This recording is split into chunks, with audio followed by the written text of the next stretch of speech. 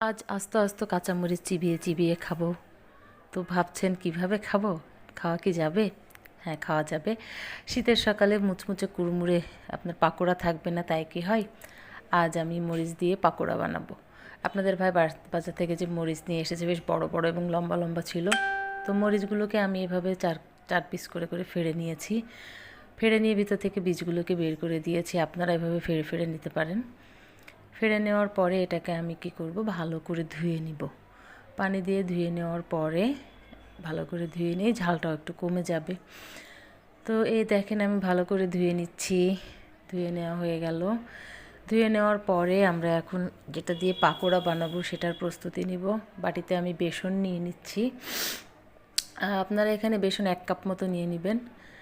1 cup মতো বেসন নিয়ে আমি এখানে 2 চামচ চালের গুঁড়া, আতপ চালের গুঁড়া মিক্স করে নিব। এটা আমি বাবার বাড়ি থেকে নিয়ে এসেছিলাম। তো এই দিয়ে দিলাম 1.5 চামচ আতপ চালের গুঁড়া। এরপর এটাকে চামচ দিয়ে নেড়ে নেড়ে ভালো করে মিক্স করে নিলাম। খুব ভালো করে মিক্স করে নেবেন। এরপর একটুখানি লবণ দিয়ে দিবেন। তারপর হচ্ছে আমি এখানে একটুখানি হলুদও দিয়ে দিব।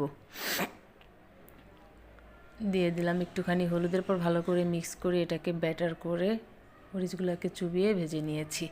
এরপর বানাবো ধনে পাতার পাকোড়া। আস্ত আস্ত ধনে পাতা দেখেন ডাঁটা সহ আমি কেটে ভালো করে ধুয়ে নিয়েছিলাম। ওটাকে ওরকম বেসনের ব্যাটারে চুবিয়ে ভেজে নিয়েছি। তো তৈরি হয়ে গেছে আমার পাকোড়া। আপনারা কে কে এভাবে পাকোড়া বানিয়ে খান জানাবেন। ভালো থাকবেন সবাই, সুস্থ ও সুন্দর থাকবেন সবাই। আমার পেজের পাশে থাকবেন, আমার পাশে থাকবেন। আর আমরা নতুনরা সবাই সবাইকে সাপোর্ট করে সবাইকে এগিয়ে নিয়ে যাব, এই প্রত্যাশা সকলের কাছেই থাকবে। কেউ কাউকে হিংসা করব না। হ্যাঁ, সকলেই ভালো কাজ করব। ভালো থাকবেন।